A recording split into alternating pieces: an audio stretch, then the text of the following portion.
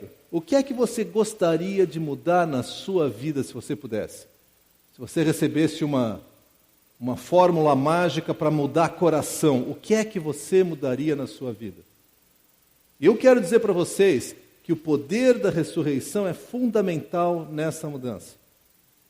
Ou nós entendemos isso e aplicamos isso no nosso dia a dia, ou a gente vai estar lutando sem conhecer esse poder, sem experimentar esse poder. Anos atrás eu vi uma ilustração que eu gostei muito, que fala um pouco desse poder. Ele diz assim que o indivíduo vinha pela estrada e viu um cara empurrando um carro. E era um carro assim, zero. Imagina o carro dos seus sonhos, tá? Uns vão pensar numa BMW, outros vão pensar num Fusquinha. Tem gente que adora Fusquinha, tá?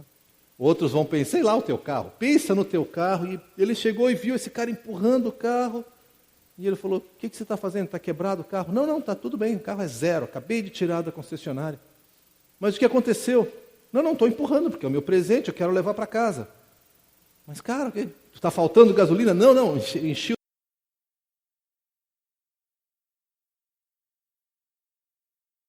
Você não dirige. Como assim? Falou, dá licença, abriu a porta, puxou o freio de mão, entra aqui, senta, agora vira a chave. E bateu a ignição, virou aquela chave, aquele motor funcionando. Agora anda com o carro. Me parece que às vezes na nossa vida cristã, nós temos um presente tremendo da vida cristã, mas nós estamos empurrando o carro, sem poder fazer uso daquilo que Deus mesmo nos dá. Para mim isso está ligado ao poder da ressurreição. Nós paramos muitas vezes, não sei se isso é uma herança católica, o que é, eu sei que nós paramos na Páscoa e na nossa salvação na sexta-feira. Jesus morreu e pagou pelos meus pecados. Obrigado, Jesus, porque o Senhor pagou pelos meus pecados. Que bom que o Senhor pagou pelos meus pecados. E a ressurreição no domingo para nós é assim, que legal que Jesus voltou a viver. Seria chato sem Jesus, né? Parece que não faz diferença para nós no dia a dia. Queridos, eu creio que nós precisamos compreender que poder é esse que está à nossa disposição, se você é uma nova criatura em Cristo Jesus. Eu pensei aqui, e certamente pessoas mais sábias que eu pensariam em várias palavras, eu pensei só em 3. A primeira delas é vida. Vida. O poder da ressurreição nos dá uma nova vida. E eu já expliquei isso várias vezes. Espiritualmente, nós nascemos mortos. Lembra lá na história de Adão e Eva? Que Deus falou para Adão, olha, não coma daquela árvore, porque se você comer dessa árvore, você certamente morrerá. Aí Eva foi lá, comeu, e nós homens gostamos de lembrar que foi Eva que comeu. Infelizmente, Adão estava ali do lado, e deixou Eva comer. Ele achou melhor não discutir, porque Eva era meio brava, sabe? Então pode comer. E daí Eva comeu, ofereceu o fruto e ele comeu também. Em resumo, se Eva foi a primeira a pecar, nós fomos os bananas de pecar junto. Mas tudo bem, isso é outro assunto. O fato é, Adão e Eva comeram do fruto, e você fala, Daniel, eles não morreram. Aí é que a gente se engana. Sim, eles morreram espiritualmente, se desligando de Deus. E ao sermos desligados de Deus, depois da nossa morte terrena, nós estaremos eternamente desligados de Deus. Então, nós morremos ali e a humanidade e a natureza vêm morrendo desde então. O planeta está morrendo, nós estamos morrendo. Cada dia de manhã que eu levanto e ouço um creque novo no meu joelho, na minha perna, eu falo, está vendo? Estou morrendo. Não estou morrendo, graças a Deus, mas meu corpo está indo embora. A primeira promessa que existe é que quando você se converte e aceita Jesus, você tem o efeito do poder da ressurreição de Jesus, que é uma nova vida. Por quê? Jesus morreu com o seu sofrimento, ele pagou a nossa dívida, mas a morte não podia segurá-lo. E ele fala, existe tanta vida, Jesus é a própria vida, que Ele foge da morte e é isso que Ele oferece a mim e a você. Abram comigo em Efésios capítulo 2. Volta algumas páginas na sua Bíblia. Vamos ler ali do verso 4 até o 7. Efésios 2, de 4 a 7. Me acompanhe enquanto eu leio aqui Efésios 2, 4 a 7. Todavia Deus, que é rico em misericórdia, pelo grande amor com que nos amou, deu-nos vida com Cristo, enquanto estávamos ainda mortos em transgressões. Pela graça vocês são salvos. Deus nos ressuscitou com Cristo e com Ele nos fez assentar nos lugares celestiais em Cristo Jesus, para mostrar nas eras que hão de vir a incomparável riqueza da sua graça, demonstrada em sua bondade para conosco em Cristo Jesus. Ele fala de ressurreição, pela qual nós já passamos. No momento que você aceita Jesus, começa uma caminhada com Jesus, você começa um discipulado com o Mestre, você passa por uma morte, ou seja, você fala, essa vida aqui não tem nada para mim. Tem muita coisa que eu gosto, mas isso não tem solução, não enche meu coração. Então eu desisto dessa vida e vou viver para Jesus. A palavra diz que Ele nos fez assentar nos lugares celestiais em Cristo Jesus. Se você é nova criatura em Jesus, você está, em termos da sua posição diante de Deus, assentado lá nos céus. Eu sei que não parece que nós estamos no céu. Né? Aliás, é só você dar uma volta quando terminar aqui, vai buscar seu carro, espero que seu carro esteja inteiro, e vamos para casa, e a todos os desafios que estão nos aguardando. Mas, de muitas maneiras, nós temos uma nova vida. E aqui é importante ressaltar, se dentro de nós há essa nova vida, que ele diz assim, verso 5, deu-nos vida com Cristo, enquanto nós estávamos mortos. Se existe uma vida nova, eu quero te dizer que vida, ela sempre gera frutos, ela se mexe, ela produz, ela se manifesta. Quem não muda é um ser inanimado, um ser ou uma coisa que não é viva. Uma pedra, ela não muda. Ela pode sofrer a ação externa, mas ela intrinsecamente não tem vida. Se você está em Cristo, você tem vida, e essa vida se manifesta por transformação. Eu quero dar duas características de vida. A primeira delas é fome. Se você está vivo, você precisa se alimentar. Não tem como você estar vivo e não se alimentar. Seja uma planta, seja o que for, você sempre tem que se alimentar. De vez em quando eu convivo com bebezinhos recém-nascidos. Os meus 4 já não são tão bebezinhos mais. Mas de vez em quando eu ando por aí e vejo uns bebezinhos recém-nascidos.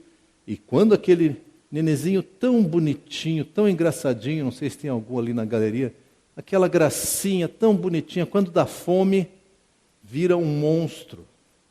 Berra desesperadamente e não adianta querer enrolar. Você enrola um pouquinho, mas ele quer comida.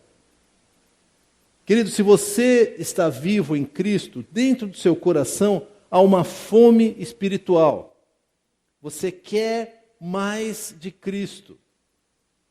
Você quer conhecer mais a Cristo. Curiosamente, na vida espiritual, você consegue anestesiar a sua fome espiritual. E eu conheço alguns cristãos, não estou falando de ninguém aqui, espero que não tenha ninguém aqui assim, que anestesiaram de tal forma a sua vida espiritual que eles estão assim num jejum eterno. Parece que está morto, porque não tem fome.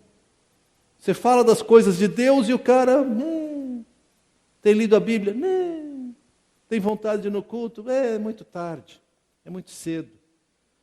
E esse culto é muito longo, e o pastor fala demais ou fala de menos, e a música é muito tradicional, ou é muito nova, ou faz muito barulho, ou está muito frio, ou está muito quente, ou está chovendo, sei lá, não há fome. O cara vive a vida e não está vivo. Eu começo a desconfiar que está morto. Porque se você está vivo, dentro de você existe um interesse. As coisas de Deus geram fome. Fome. Essa primeira característica. A segunda característica de vida é que você muda, você cresce, você se desenvolve, você gera outra vida, você produz frutos, você se reproduz. Então, o que é o poder da ressurreição? A primeira característica do poder da ressurreição é vida. E não é uma vida que você produz. Ela está dentro de você.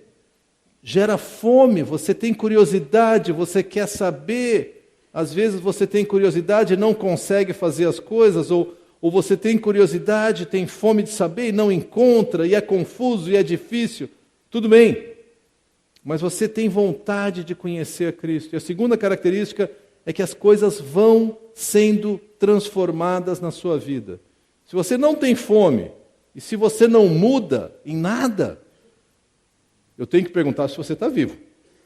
Porque o poder da ressurreição é aquele que entra no cristão, assim que você se converte, e te desafia.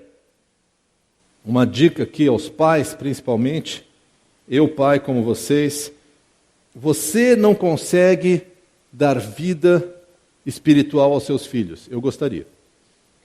Ou Deus coloca a vida ali, por meio do poder da ressurreição, ou não tem quantidade de bronca e manipulação e castigo e recompensa que gera vida.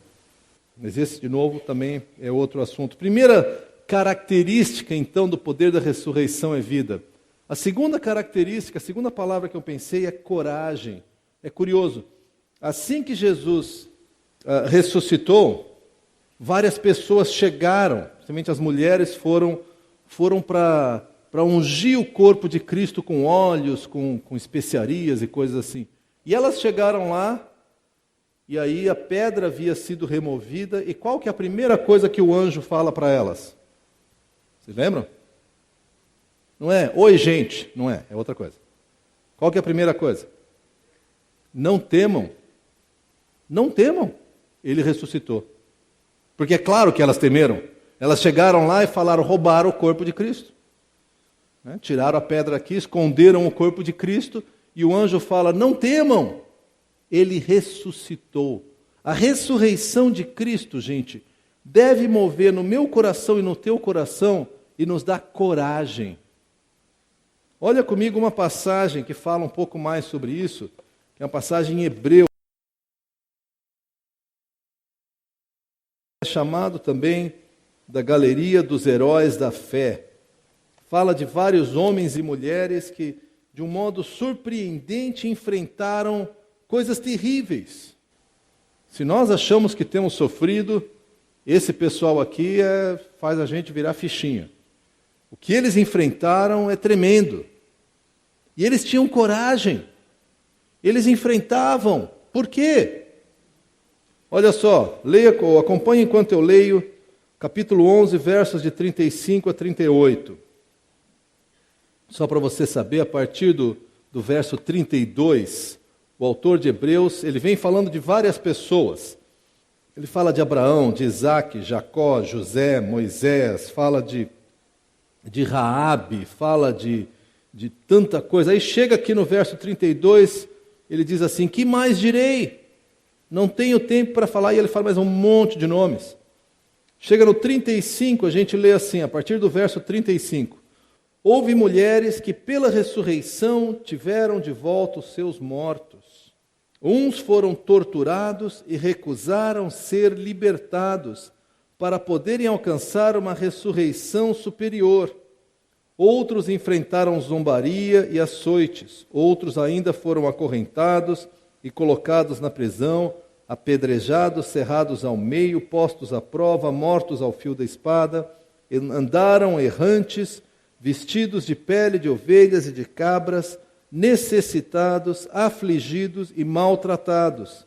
O mundo não era digno deles. Vagaram pelo deserto, em montes, pelas cavernas e grutas. Repara que eles enfrentaram várias coisas e recusaram ser libertados. Eu não sei você, mas o que é que te faria recusar ser libertado? Se eu estou numa situação ruim, cadeia, sofrimento ou dor, a primeira porta aberta eu saio correndo, caio fora. Não sei como é que você reage. Eu basicamente não gosto de remédio, não gosto de médico, não é um problema pessoal com os médicos presentes aqui. Mas não vou no médico, procuro evitar isso ao máximo. Mas se tem alguma coisa doendo e alguém fala assim, tem um remedinho que passa, eu tomo. Rapidinho. Agora, esse pessoal recusou isso, por quê? Porque eles esperavam uma ressurreição superior. Eles tinham coragem de passar por situações terríveis. Por quê? Porque aquilo que eles esperavam era muito mais valioso. Nós tivemos 2 semanas atrás aqui o Kurt.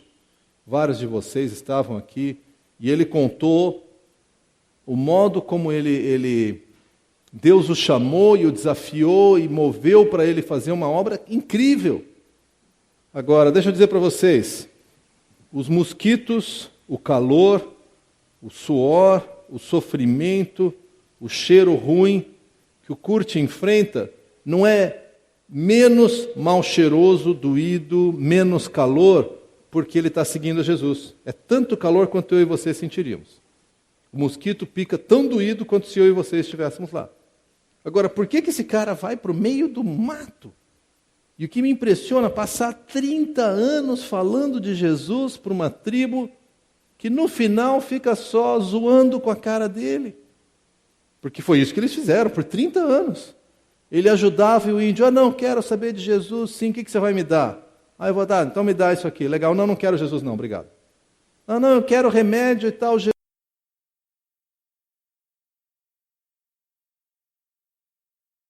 Não quero.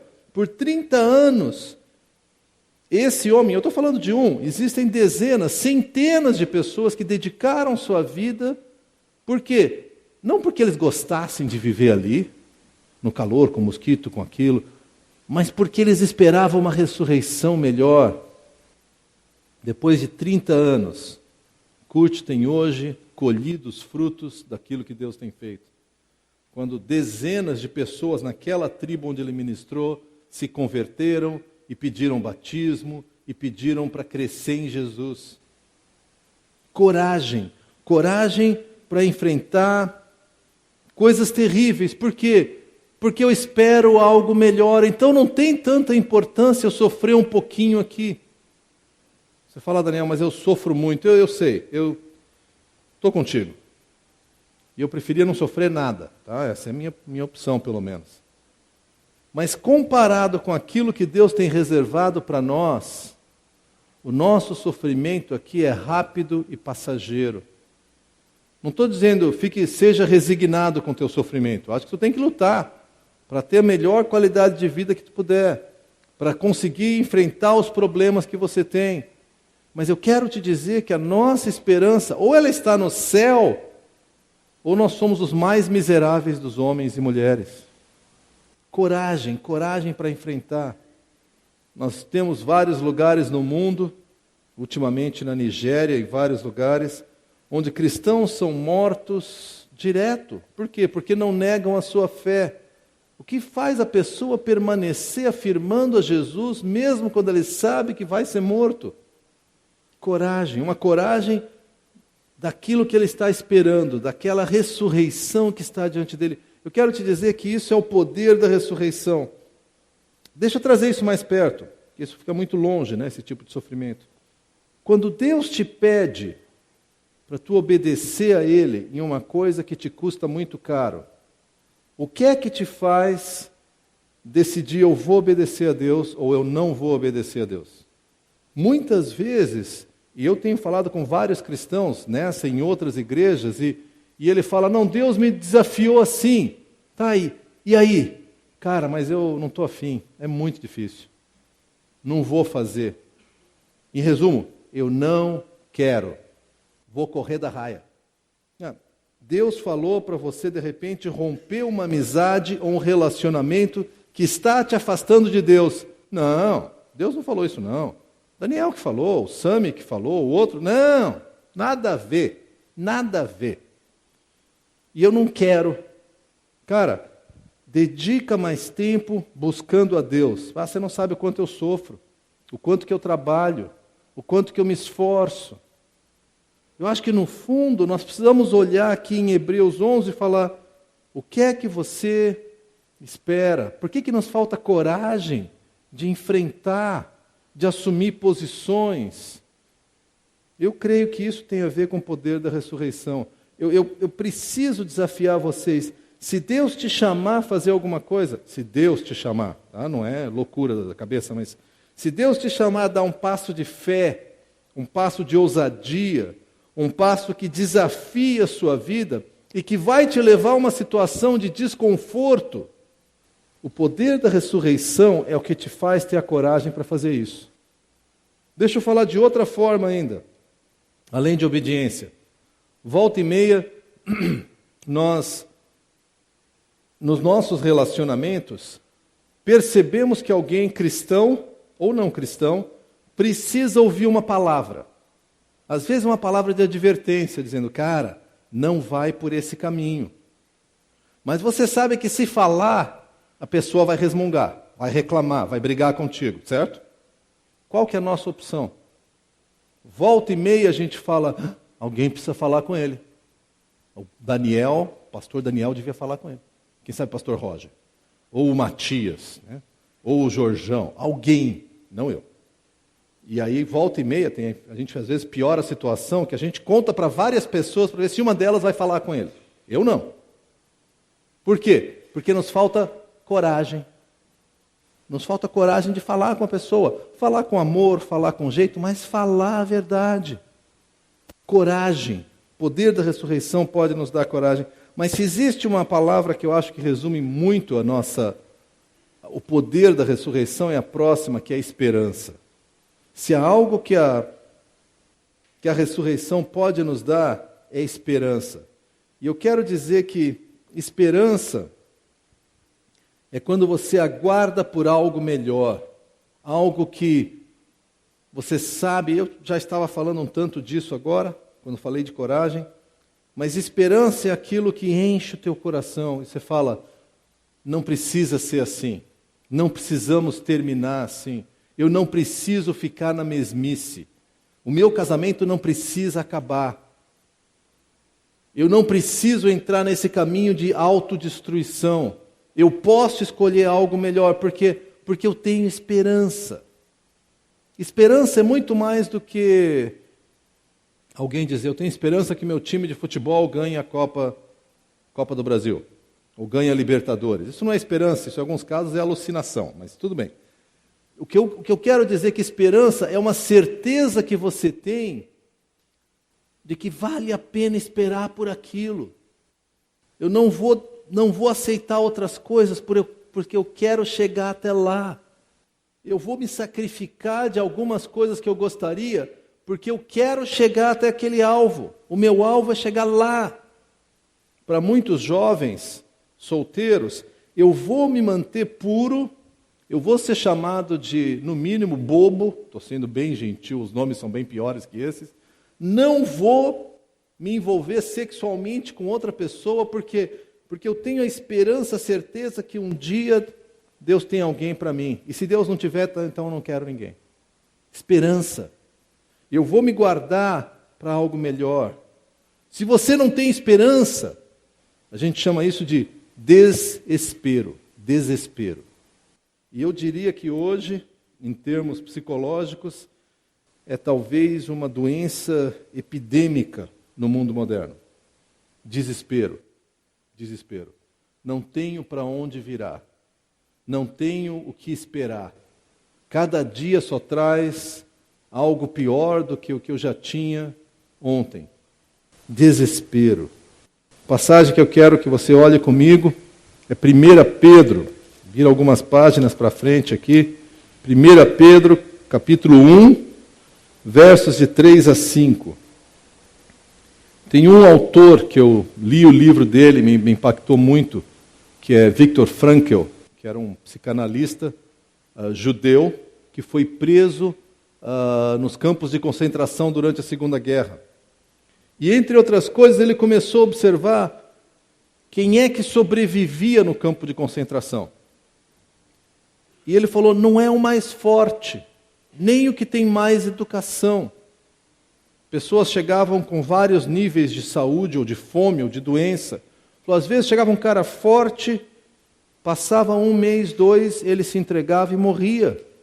E aí chegava o outro meio raquítico, meio com fome, e esse aí perseverava. E ele falou, qual que era a diferença grande? Ele falou, visão, ou em alguns casos ele usa a expressão esperança. Esses que sobreviviam eram pessoas que falavam, eu preciso sair desse campo porque eu vou fazer isso. Eu vou escrever um livro, eu vou compor uma sinfonia, eu vou construir uma casa, eu tenho a esperança. Esperança, em muitos sentidos, é o que nos faz continuar caminhando na vida. O dia que você perde a esperança, você só sobrevive. Vai levando de um dia até o próximo. 1 Pedro, capítulo 1, versos 3 a 5. Pedro nos escreve assim, bendito seja o Deus e Pai do nosso Senhor Jesus Cristo, conforme a sua grande misericórdia, Ele nos regenerou para uma esperança viva, por meio da ressurreição de Jesus Cristo dentre os mortos, para uma herança que jamais poderá perecer, macular-se ou perder seu valor. Herança guardada nos céus para vocês, e que mediante a fé são protegidos pelo poder de Deus, até chegar à salvação, prestes a ser revelada no último tempo. Vamos olhar esse texto com calma. Primeira coisa que ele diz é que Deus nos regenerou para uma esperança viva. Ele mudou, a expressão regenerar é dar uma nova vida. E Ele nos dá uma vida porque Ele nos dá a esperança. E Ele fala que essa esperança é dada por meio da ressurreição de Jesus. Por quê? Jesus ressuscitou. Eu e você também podemos. Se eu confiar em Jesus, se eu me identificar com Ele na sua morte, eu também serei como Ele na ressurreição. A vida não precisa acabar aqui. A vida não precisa acabar aqui. Eu não sei quantos de vocês têm lido sobre isso, mas há um filósofo muito famoso chamado Nietzsche. Nietzsche pregou sobre a morte de Deus. E ele quis falar, não há esperança. Não há esperança, porque na verdade, o que importa? Deus não existe, Deus não está presente. Nietzsche foi um filósofo tão importante que ele teve 2 pessoas que quase 100 anos depois usaram os livros dele como base da sua filosofia. Sabe quem foram os 2? Hitler e Stalin. Um matou 12 milhões de pessoas, os outros calcula que pelo menos 15 milhões, não se sabe quantos mais. Por quê? Porque para eles a única esperança que eles tinham estava no seu próprio poder, na realização imediata do seu sonho. E tudo que estivesse no caminho seria destruído. Esperança. Deus nos regenera para uma esperança, e aí no verso 4 ele fala, para uma herança que jamais poderá perecer, macular-se ou perder seu valor. Aquilo que está prometido aos filhos de Deus está guardado para nós. Não vai desvalorizar, o dólar não vai desvalorizar, não vai perder o seu valor, vai continuar a nossa espera. Por quê? Porque é uma herança viva. É a esperança de um dia eu estar com Jesus. E quando eu chegar na presença de Jesus, o estado da minha conta bancária, o estado do meu carro, da minha casa, ou mesmo da minha família, vai perder o significado, porque eu estou com aquele que ama a minha alma de uma maneira radical. Eu não sei como é que vai ser. Porque como pai eu tenho certeza que se eu chegar lá e perceber que a minha família não está inteira lá, vai ser terrível para mim. Mas ele diz que lá é o lugar onde lágrimas não mais rolarão, onde toda dor será consolada, onde você vai finalmente poder ser totalmente quem você é e ser amado inteiramente por seu Deus. E nada pode te separar do amor desse Deus. E ele vai além. O apóstolo Pedro diz: essa herança está guardada nos céus para vocês. E diz que vocês são protegidos pelo poder de Deus até chegar a essa salvação completa. Nós já somos salvos hoje e um dia a nossa salvação será completa. Queridos, eu quero dizer para vocês que muito da nossa dor, do nosso sofrimento, da nossa luta aqui, que é complicada, não estou querendo diminuir nem um pouco isso. Eu mesmo já passei por um período de depressão na minha vida, onde eu, durante a noite, ansiava pelo nascer do sol, durante o dia, ansiava pelo anoitecer. Onde eu ia deitar o mais tarde possível, para ver se eu dormia até de manhã, e acordava às 3 da madrugada, e eu sabia que eu não ia dormir mais. Onde eu não tinha prazer nenhum em comer, ou em amar minha esposa e meus filhos, eu não tinha esperança. Aqueles dias eu perdi a minha esperança. No entanto, mesmo ali, a minha esperança estava guardada. E está guardada para ti. Agora, tem algo mais para nós olharmos aqui, e eu queria encerrar olhando mais um versículo. Evangelho de João, capítulo 11. Abre comigo ali, João 11. Eu quero olhar os versos 25 e 26. João 11, 25 e 26. Nós lemos assim: disse-lhe Jesus: eu sou a ressurreição e a vida. Quando a gente fala do poder da ressurreição, é mais do que uma energia cósmica, uma energia misteriosa e exótica. O poder da ressurreição é o próprio Jesus. Eu sou a ressurreição, eu sou a vida. Aquele que crê em mim, ainda que morra o corpo, viverá. E quem vive e crê em mim, não morrerá eternamente. Eu não sei como é que você reage à viagem de avião. Eu gosto muito de viagem de avião. Meu pai era piloto. Recentemente eu estive fazendo uma viagem e enquanto eu estava fora aconteceu todo aquele drama com um piloto alemão que lançou o avião contra os Alpes e matando a todos a bordo. Então, quando eu voltei para o Brasil, aquela história estava na minha cabeça, claro, né? E como não podia deixar de ser, nós pegamos pelo menos um período de turbulência, que deu aquela chacoalhada toda e pulou tudo, e você sentia o pânico a bordo. Parece que o ar assim ficou denso, você podia cortar com uma faca, uma coisa assim. Por quê? Porque nós tínhamos medo. Todo mundo tem medo de morrer. Ninguém fala, não, eu morro numa boa. Não é bem assim. Mas a promessa aqui é que ainda que você morra, você não morre.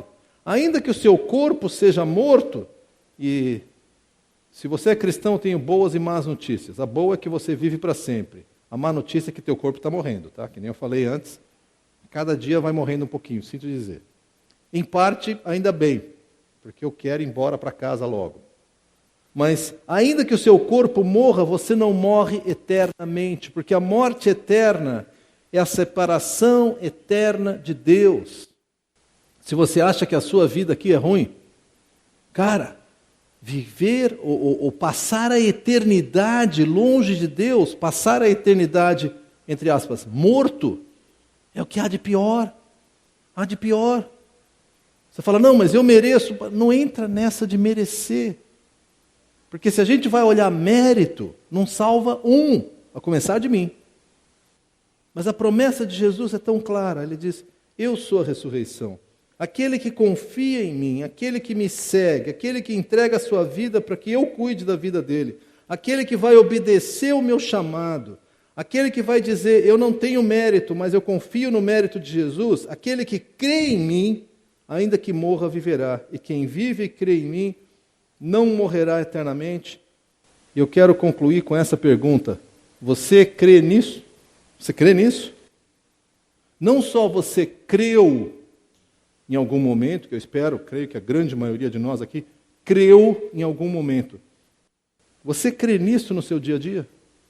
Você pratica, essa é uma frase um pouco estranha, tenham tolerância comigo, por favor. Você pratica a presença de Cristo no seu dia a dia? Deixa eu tornar isso bem prático. Eu procuro levantar todo dia de manhã e falar: Senhor Jesus, assim que eu sento na cama, alguns dias são mais fáceis, outros bem mais difíceis, eu sento na cama e falo: Senhor Jesus, eu quero viver contigo, porque a minha vida está escondida em Ti. Hoje esse dia vai ser complicado, ou não vai ser, ou eu não faço ideia o quão complicado ele vai ser, em geral é assim, né? Mas olha, eu quero viver contigo, eu quero estar na Tua presença, eu quero ouvir Tua voz. Isso antes de levantar para fazer devocional, antes de levantar para ir no banheiro, tá? Por quê? Porque eu quero o tempo todo, não é que eu sou muito espiritual, talvez eu seja pouco, por isso eu me agarro em Jesus logo cedo, tá? Falo: Jesus, minha vida tem que ser contigo, eu quero andar do teu lado, porque senão a vida vai me fazer tropeçar. Você crê nisso, você vive isso. O poder da ressurreição está no fato de nós chegarmos para Jesus e falar: Jesus, está difícil, não sei se há esperança para o meu casamento, estou desempregado, não sei como é que eu vou pagar essas contas, não sei se tem cura para a minha doença, não sei se há esperança para a minha família, mas eu quero andar contigo, porque o Senhor prometeu vida, me prometeu coragem e me prometeu esperança. Deixa eu completar e fazer uma pequena parte. Ele nunca prometeu riquezas, tá? Nunca prometeu uma saúde perfeita. Ele nunca prometeu que você não teria problemas, mas Ele falou: no meio do problema eu estou contigo. No meio do vale da sombra da morte, você não estará sozinho, eu estou contigo. Jesus, o Senhor prometeu o poder da Tua ressurreição. Eu quero viver o poder da Tua ressurreição. Eu quero viver contigo. Eu quero caminhar, eu quero estar conectado contigo. Queridos, isso não vai acontecer se você fala com Jesus todo culto, só. Ou se você de vez em quando se conecta com Jesus na hora do almoço: Senhor, obrigado pela comida, amém. Passa o sal. Ou se você... Isso não é vida. Se eu quero experimentar o poder da ressurreição, eu preciso estar buscando esse poder constantemente diante de Deus. Claro que na hora da necessidade, mas também na hora da não necessidade. Na hora que você tem medo ou na hora que você não tem medo. Na hora que você tem esperança e na hora que você não tem esperança, porque a ressurreição nos traz esperança. Você crê nisso, você vive nisso. Te convido a baixar a cabeça comigo para nós orarmos e pedirmos a Deus sobre esse poder da ressurreição. Meu Deus, eu quero me colocar de joelho aqui na Tua presença, Pai, afirmando que eu creio no poder da ressurreição. Eu confesso também, Senhor Jesus, que às vezes eu me desconecto com o poder da ressurreição e as preocupações, os medos, as ansiedades que eu enfrento no meu dia a dia me fazem me afastar de Ti. E nesses momentos, Pai, eu não sinto vida, nem coragem, nem esperança. Mas eu quero também confessar, Pai, que quando eu Te busco, e quando eu venho na Tua presença, e quando eu tento caminhar contigo, quando meus irmãos oram por mim, quando as pessoas me ajudam a me conectar contigo, então sim, Pai, eu tenho sentido a Tua vida em mim, a Tua coragem para enfrentar situações difíceis e a esperança que me impulsiona a mudanças, Pai, a uma vida intensa contigo. Eu quero Te agradecer em primeiro lugar pela Tua morte que nos livra do pecado e pela Tua ressurreição que nos dá essa vida nova. Eu quero pedir que cada dia mais, Pai, não só eu possa viver essa realidade do poder da ressurreição, mas cada um de nós. Que isso seja algo que a gente fale entre nós, que a gente viva, que a gente converse entre nós, Pai. Que a gente possa se estimular ao amor e às boas obras, relembrando uns aos outros do poder que há na Tua ressurreição. Vem manifestar esse poder entre nós, Pai. Vem nos fazer vibrar com a realidade da Tua ressurreição.